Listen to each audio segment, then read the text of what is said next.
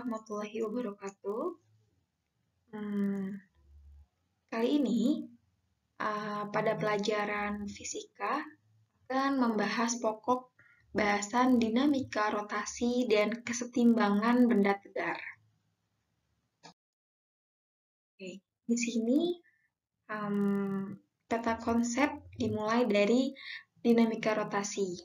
Ada momen gaya atau torsi, momen inersia, momentum sudut, energi kinetik. Sedangkan di kesetimbangan benda tegar, karena pelajari syarat dan pengertiannya, jenis-jenis kesetimbangan. Kemudian di titik berat kita akan mempelajari apa itu pengertiannya, titik berat benda tidak homogen, dan titik berat benda yang homogen. Nah, kita awali fisika kali ini, materi kali ini dengan fenomena. Jadi fisika akan bisa lebih enak dicerna ketika kita mengawalinya dengan fenomena. Fisika di balik pintu. Fenomena ini sering kita temui atau memang sering kita lakukan dalam kegiatan kita sehari-hari. Tuh. Tok, tok, tok, masuk aja, gak dikunci kok. Nah, biasanya kan kita sering mengucapkan kata-kata itu ya, di rumah atau di kamar gitu. Ternyata ini mengandung konsep fisika, yaitu tadi konsep dari dinamika rotasi. Kalian membuka pintunya, gimana? Ringan kan bukanya? Padahal massa rata-rata pintu itu bisa berpuluh-puluh kilogram. Apalagi kalau pintunya terbuat dari baja, bisa lebih berat lagi. Kok bisa ya jadi ringan? Nah, apalagi nggak cuma dari baja, bahkan kita sering menemui pintu terbuat dari kaca dan juga kayu-kayu yang berat, kayu jati, atau dan lain sebagainya. Kenapa bisa ringan? Nah, ternyata kita bahas dalam konsep ini. Kegiatan membuka atau menutup pintu dalam fisika termasuk peristiwa momen gaya atau kita biasa sebut torsi, di mana terdapat engsel sebagai porosnya.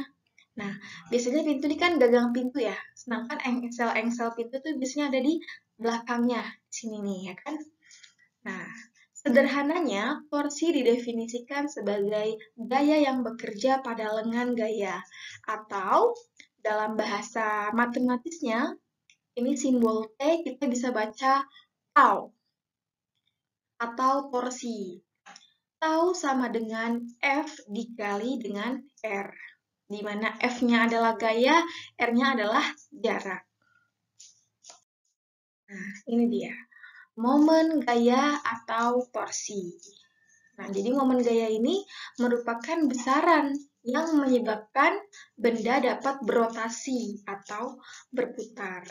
Nah, karena adanya suatu gaya, jadi benda itu berotasi, bisa berputar. Kita misalkan di sini porosnya. Saya punya satu garis di sini, di mana poros ke theta diberi nama R. Sedangkan ada gayanya. Ada gaya yang membuat benda ini nanti akan berotasi. Nah, tadi karena dia membentuk sudut, jika gayanya membentuk sudut, maka kita di sini pakai sin. Nah, secara matematis momen gaya dirumuskan sebagai tau sama dengan F dikali R sin theta. Tau adalah momen gaya di mana satuannya Newton meter, F adalah gaya, satuannya biasa kita ketahui Newton, R adalah jarak antara gaya ke poros, nah ini satuannya meter, sedangkan theta adalah sudut yang terbentuk antara F dan R. Ini ketika dia memiliki sudut atau gaya yang dia hasilkan nanti gaya yang terbentuk dia membentuk sudut. Gimana kalau misalkan gayanya tidak membentuk sudut, artinya tegak lurus. Nah, jika F-nya tegak lurus, maka tadi kayak yang tadi tau sama dengan F dikali R. Sebenarnya kita bisa pakai sin ya. Ini sin 90 derajat. Kita bisa lihat di sini. Kalau misalkan ini membentuk sudut siku-siku, artinya dia 90 derajat. Sin dari 90 derajat adalah 1. Jadi apapun nanti dikali 1 hasilnya adalah bilangan ini sendiri, oke? Nah, di sini mempunyai ketetapan. Ada lagi sesuatu yang harus disepakati, yaitu tau akan bernilai positif. Ketika tau ini menyebabkan benda berputar searah jarum jam. Sedangkan tau ini akan bernilai negatif jika benda berputar berlawanan arah jarum jam. Nah, gimana sih maksudnya gitu kan? Kapan dia searah, kapan dia berlawanan arah? Kita misalkan di sini ada satu gaya. Ini pintu, misalkan pintu ya. Kita ibaratkan ini dia pintu. Nah, pintu ini kita beri tarikan gaya sebesar F. Nah, tanda panahnya ke bawah, gayanya artinya dia ke bawah. Nah, berarti dia akan berputar, ya kan?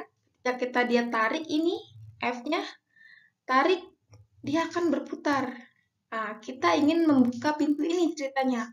Dia maka akan berputar searah jarum jam. Nah, ketika dia berputarnya searah, maka nilai torsinya adalah positif.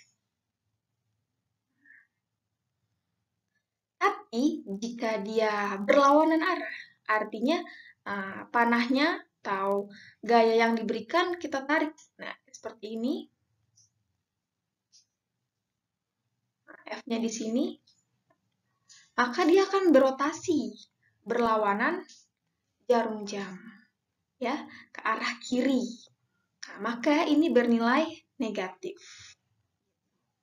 Ketika dia searah, kita tariknya bernilai positif, dan ketika berlawanan arah, maka nilainya negatif. Dalam kasus membuka pintu, kita ingin gaya yang dikeluarkan semini mungkin, ya kan? Jadi sekecil mungkin, walaupun buka pintu itu gede pintunya, kita menginginkan agar kita buka pintu itu ringan. Karena gaya berbanding terbalik dengan lengannya. Maka kita optimalkan lengan gaya dengan memanfaatkan ukuran lebar pintunya. Nah, ini ukuran lebar pintu ini dimanfaatkan agar gimana sih caranya biar dia tuh ringan bukanya. Nah, oke. Tadi ya yang saya jelaskan di awal juga, ini misalkan ada engsel pintunya, kemudian ini lebar dari pintunya, kemudian tenaga yang dikeluarkan di sini F-nya, artinya dia mendorong ya, mendorong ini sehingga dia terbuka set. Nah, ternyata kalau dorongannya dari sini, dia akan bernilai positif karena searah jarum jam. Tapi kalau misalkan dorongannya dari sini dan porosnya atau engsel pintunya diganti di sini, maka hasilnya adalah nanti negatif gitu ya. Ini bergantung pada poros ya dan arah gaya yang diberikan. Nah, makanya gagang pintu itu selalu dibuat berjauhan dengan posisi engselnya. Iya dong, kenapa sih si engsel pintu tuh adanya jauh-jauhan gitu? Ini kan biasanya engsel pintu kita letakin di sini, ya kan? Terus ini gagang pintunya tuh di sini. Kalau misalkan dua-duanya di sini, gimana bukanya gitu kan? Nggak bisa dong kalau misalkan engsel dan gagang pintunya sama-sama di satu lini ini. That's the reason kenapa dia dibikinnya jauhan. Nah, kalau masih nggak paham lagi, kalau ngebayangin satu pintu, nah kita coba aja praktikum ke Alfamart misalkan. Kalau kamu masih ngerasa penasaran dengan konsep ini, coba eksperimen waktu mau ke Indomaret. Coba kamu dorong titik pintu yang di X nih, yang di X. Bisa nggak kira-kira? Nggak bisa dong. Ya, karena itu adalah tempat porosnya atau tempat dari si engsel. Kita dorong sekuat tenaga apapun, ya nggak akan kebuka, ya kecuali nanti rusak pintunya gitu, kedorong gitu. Ini merupakan konsep dari momen gaya atau torsi. Nah, kalau yang pintu-pintu di rumah kalian biasa itu hanya berlaku salah satu biasanya. Bisa itu bernilai positif atau bernilai negatif. Tapi di pintu Alfamart ini dia berlaku dua sistem atau dua porsi tadi. Bisa bernilai positif atau bisa juga bernilai negatif gitu. Karena apa? Karena model engselnya ini dia bisa terbuka ke depan dan juga ke belakang gitu. Ini kita analisis nanti. Oke, selanjutnya kita ke contoh soal langsung. Misalkan di sini ada sebuah batang. Hitunglah torsi atau momen gaya pada benda di bawah ini. Sebuah benda memiliki L, ini kita bisa kasih dia L atau R ya. Tadi kita udah belajar R. R-nya itu 1 meter. Nah, jangan lupa kita harus selalu fokus pada satuan-satuannya. Jika memang satuannya itu sudah SI, udah satuan internasional, kita nggak usah ngerubah lagi. Tapi kalau misalkan satuannya belum SI, kita lebih baik kita harus konversi dulu gitu. Nah, ini merupakan gayanya, gaya yang dikeluarkan oleh seorang, misalkan seseorang lah ya. Ada orang di sini mau buka satu pintu, di mana di sini porosnya atau engselnya ya. Engselnya. Kemudian kita buka. Set. Oh, ternyata dia nekannya ke sini. Ke depan sini ya, panahnya. Gaya apa? Apa positif? Momen apa yang terbentuk? Positifkah atau negatifkah? Karena dia akan terdorong ke arah kanan, maka dia searah dengan jarum jam. Gitu. Ya, nanti akan terbentuk ke sini ya kan. Set, searah jarum jam, maka dia bernilai positif. Nah, kita kasih rumusnya. Tadi tau sama dengan F dikali R sin theta. Karena sinnya tadi 90 ya, dia membentuk sudut 90 derajat karena dia tegak lurus. Dan sin dari 90 itu adalah nilainya 1. 1, maka 10 Newton dikali 1 meter dikali 1 lagi hasilnya adalah 10 Newton meter. Ini yang kasus simple, sangat simple. Ketika dia tegak lurus. Bagaimana jika seperti ini? Nah, saya punya beberapa momen, beberapa gaya gitu ya. Nah, gayanya di sini ada banyak, ada 4. Yang pertama ada F1, F2, F3, F4. Bekerja pada batang ABCD. Jika masa batang diabaikan, maka nilai momen gaya terhadap titik A adalah, nah berarti di sini terhadap titik A, berarti dia menginginkan porosnya di A, gitu. Jadi ini kita anggap sebagai poros. Ini adalah poros, gitu. Kita analisis lagi gayanya. Oke, tadi saya bilang kalau misalkan dia ke kanan atau searah jarum jam, dia bernilai positif. Kan arahnya dia nilai positif. Tapi kalau dia ke kiri muternya, nilai negatif. Kita mulai dari torsi F1. Nah, karena dia segaris dengan porosnya, tadi saya bilang ya, kenapa poros itu letaknya harus jauhan sama engsel. Karena kan kita kalau gaya itu kan kita nekannya dari engsel. Dari gagang pintu, sorry. Jadi kenapa si gagang pintu ini harus berjauhan sama si poros atau engsel. Karena kalau deketan nggak bisa ngedorong. Nah, ini berlaku di F1. Karena dia satu jalur sejajar, nah, maka dia 0. nggak punya jarak ya, artinya jadi F-nya itu bernilai 0. Karena si poros sama gayanya sama.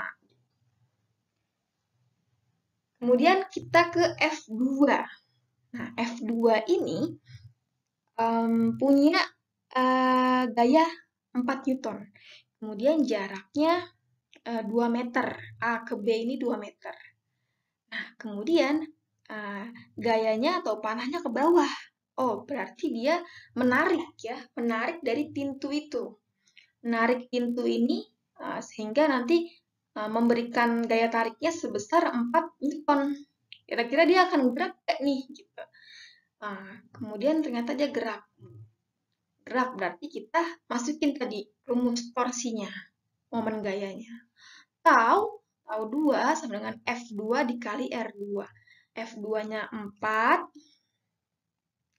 kemudian R2-nya 2 meter ya. Kemudian kita ke F3, di mana dia punya gayanya 5 Newton. Kemudian jarak dari B ke C ini 1 M. Karena kita menganalisis satu batang pintu, maka ketika kita menganalisis F3, jaraknya adalah gabungan.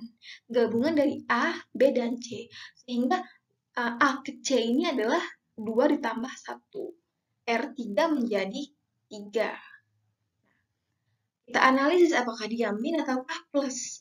Karena dia ingin menariknya ke arah sini panahnya, tarikannya, sehingga nanti putarannya akan kemana? Oh, dia ke kiri ternyata nanti putarannya. Ya, kalau tadi ini dia ke kanan. Nah, sehingga ini nilainya negatif. Negatif.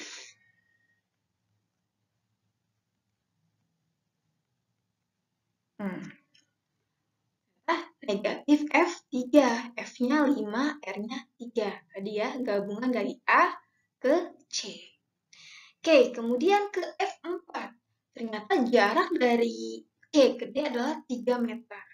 Nah, seperti yang tadi, ketika kita mau menghitung satu batang ini, maka total dari jarak A ke D. Berarti 2 ditambah 1 ditambah 3. Jadinya 6. Nah, kemudian F-nya 10. Oke. Dia positif karena dia sama tadi ya. Dia akan menyebabkan gerakan putaran ke kanan. Sehingga dia nilainya positif. Oke, jika udah seperti ini, maka bisa dikalikan ya. 4 dikali 2, 8. Nah, 5 dikali 3, 15. 10 kali 6, 60. Nah, karena di sini ada minus ya. Nah, jadi ini min 7. Min 7 tambah 60, hasilnya positif 53 Newton meter. Jadi total torsi pada batang ABCD adalah 53 Newton meter. Seperti itu. Oke, sekian penjelasan dari saya. Semoga bisa dimengerti. Jika ada yang ingin ditanyakan, bisa langsung tanya ke saya pribadi. Oke, di next saya akan bikin contoh-contoh soal penyelesaian yang berkaitan dengan materi ini. Sekian dari saya.